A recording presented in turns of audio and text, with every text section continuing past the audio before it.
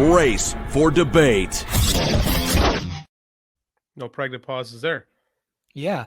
So our first debate topic we are going to go with is you know what? Let's just come out the gate hot. Let's come out the gate. I promise, guys, we got some Impact stuff to talk about, but I wanted to get to this one first. Should WWE try to sign CM Punk? And if they do try to sign him, should CM Punk accept their offer and go back to WWE? Me first? You first. Go ahead. Should they try to sign him? I'm going to say no. And this is why, is because there are certain people, and again, I say this is a huge CM Punk fan. I've already committed to that as my Halloween costume. I'm too far into it now. I don't have anything else. So, tape and a t-shirt is easy. Can you take Astro with you and like black out a couple of his teeth? Yes. Yes, I can. I didn't even consider that till you just said that. Yes, yeah. I will.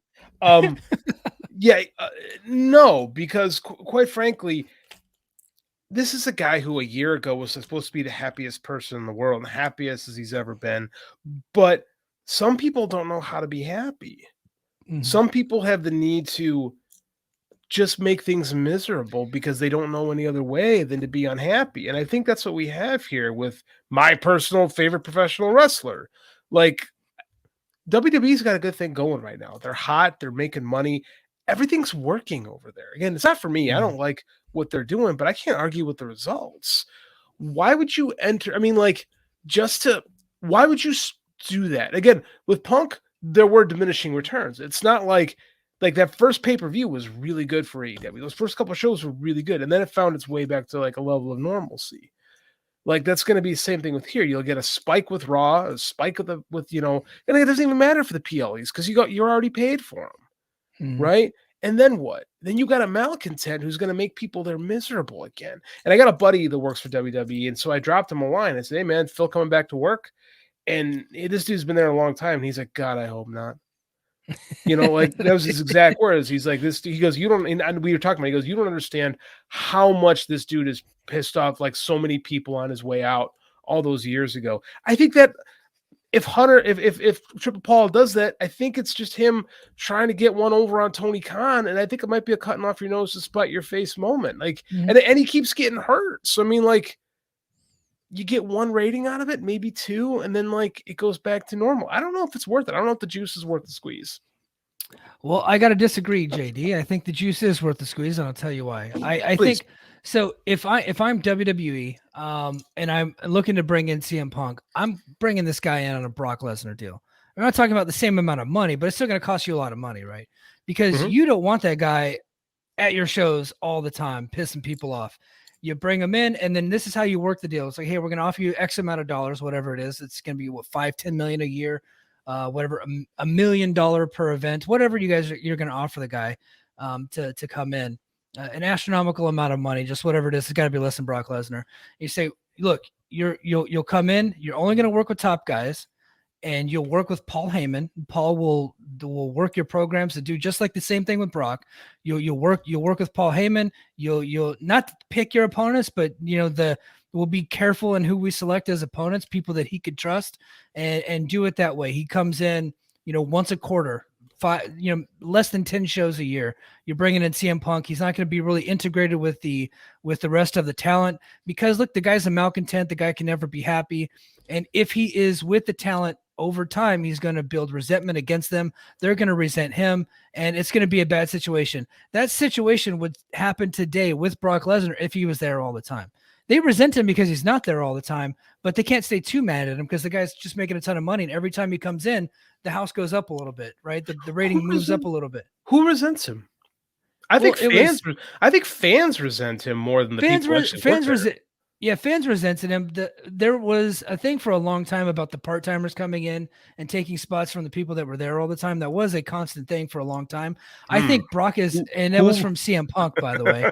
That was from CM Punk, by the way. He was just one of the guys that was like that.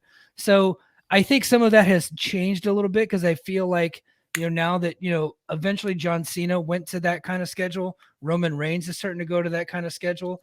Randy Orton has been kind of on a part-time schedule for a long time. So I think a lot of people just want to work their way to get to that point now that they see like, hey, we might be able to get to a Brock Lesnar schedule. So that resentment won't be as bad. And honestly, I think they would like to have him there part-time versus full-time because they know what type of guy he is. Eventually, people are going to get under his skin. He's going to get mad. He doesn't like to travel too much. He doesn't want to leave his house too much. Him traveling every week isn't good. So you bring him in on a Brock Lesnar schedule. You have him work with very, very selective dates with very selected opponents and specific people handling his programs, people that he trusts and opponents that he trusts to work with. And that is a blow to AEW. That would be a huge blow to AEW. I know AEW is he's not on AEW right now and their numbers are sustaining. But if you bring Punk from there over here, like it's going more towards you being the cool brand again. Now we might not think that they're the cool brand again, but a lot of people was like, hey, look, Punk is cool. That's going to be the cool brand again. And WWE fans, I know, but even more so, more so. When Cody came over, when Cody, his last days in AEW, he was a fucking dork. He really was. Like I was sick of Cody over there. Me too. He came over to WWE and I was like, fuck, this is cool. I like Cody in WWE. This is great.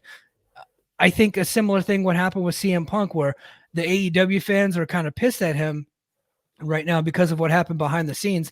WWE fans don't care about any of that stuff. No, that's true. You know what I mean? So he would come over as soon as the first note of that song hits, the first note of Living Color hits, right? They're going to go crazy and it's going to be like he never left. And I think the pop would be insane. And you're right. You get diminishing returns after a while. That's why you don't bring them back every single week. You bring them back once a quarter, right? For the big shows. And that's it. And if you're CM Punk, that's a perfect situation for you. You make more money, right? You're coming back, but Vince is gone. That's who you had the trouble with. Doofus' son-in-law is still there. You still got Triple HGH. But if you can somehow work a deal out where you're not really, interacting with him too much, he's the boss, but you're working with Paul and some of these other guys, you get to do more of what you want. You get a WrestleMania main event, which is the reason why you were all malcontented to begin with. You got the easiest schedule. Why wouldn't you take that deal? You got to take that deal. That's insanity not to. Now you're talking about it from CM Punk's perspective, which I get that 100%. I was trying to talk about it from both perspectives. No, I mean, here's the thing: is like, who does Paul hate more? Does he hate the guy that made his life hell 10 years ago, or does he hate the guy that beat his baby, 2 years ago? And is that going to be something that? All these signings are gambles, right? When you bring in anybody, it's a gamble. And, he's firing, like the WWE fans are responding really well to the big pop, like the big mystery. Like we talked about the AEW for a long time. They were signing a bunch of people, debuting them. Oh yeah, wow. And then like, there's not much. And we've seen that with WWE where they're bringing guys in and then what? There's no one that's really had nice follow-up, with the exception of Cross. Cross has actually been they tried to make him a top guy. I don't know, man. I don't know. Like I said, just talking to the one guy I know in WWE, it's the company, the guys it sounds like the people that actually work there are not in favor of it because of how things were last time and how that dude was like burned a ton of bricks. He didn't just quit. Like he refused to speak to anybody who worked for the company. Like he ended a lot of friendships. And there's a lot of people there who don't like him. And again, this is AEW was the happiest place on earth, according to the fucking locker room stuff that we heard about all those years. That dude came in and everybody wanted to kill each other. So I mean, like, is it worth it? I don't know. That's a HGH. I like that. That's a triple HGH conversation that he has to figure out for himself. I don't know. I don't think he's worth it, to be quite honest with you. And I say it as my favorite wrestler. Yeah. So I think that it would be. Look, it's not like you're going to give him the same deal that AEW gave him, where you're actually bringing the guy as a fucking employee, right? If you bring him in and for a couple of shows and he's a dick to everybody and you don't want to do business with him again, you just send him packing again. No big deal. You pay him for the time he was there. You got to give him you got to pay for the surgery that he's going to have. You got to pay for the surgery. Right. Yeah. Yeah. And then you got to pay the lawyer fees when he tries to sue you. But, for the most part, they can handle it, right? They're a multi-billion-dollar corporation. Yeah. So I think that it's a low threat. Like, I don't think, I think the risk reward ratio here is like the reward is way high and the risk is low, especially if you're bringing him If you're bringing him as a part-time guy, like he's not going to shake up the entire foundation of that company. They're a different company than they were in 2014. They are, They're, but it also depends on what you do with him, right? It Yeah. depends on if you're, because again, this is a guy that's this. Who is he? Because again, he said before coming in, I want to work with the younger guys. No, I want the younger guys to put me over, is what he wanted.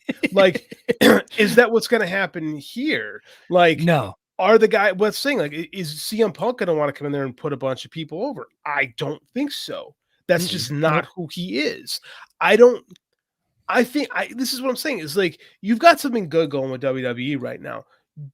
Do you need him? And what do you get ultimately? Like, how many more people tune in for CM Punk in 2022 that are WWE fans? Like, I don't know. I mean, like, maybe it is another million people. Maybe it's not. I mean, there's been 8 years is a long time. There's a lot of WWE fans that are new, that only know, this stuff. I don't know. It's interesting. Well, I mean, what was the, I don't know. I think that he would make an immediate impact on their business. Not so much like they're not going to get a TV rights deal out of it, and they're not going to be able to sell bigger ad rates, and obviously the PLE stuff. But box office, I think that I think he could absolutely increase ticket sales for the shows that he's on. Look, Lesnar does every time Lesnar's name's announced, they sell more tickets. Same with Roman Reigns. I think he's in that category for them. I think that he immediately becomes in one of those categories. And then if I'm wrong, I'm wrong. But I think I see him that way because he made such a huge difference for AEW's business. I mean, look, multi-million-dollar houses in a row, which they never done until he got there. Like the guy is a draw. He really is.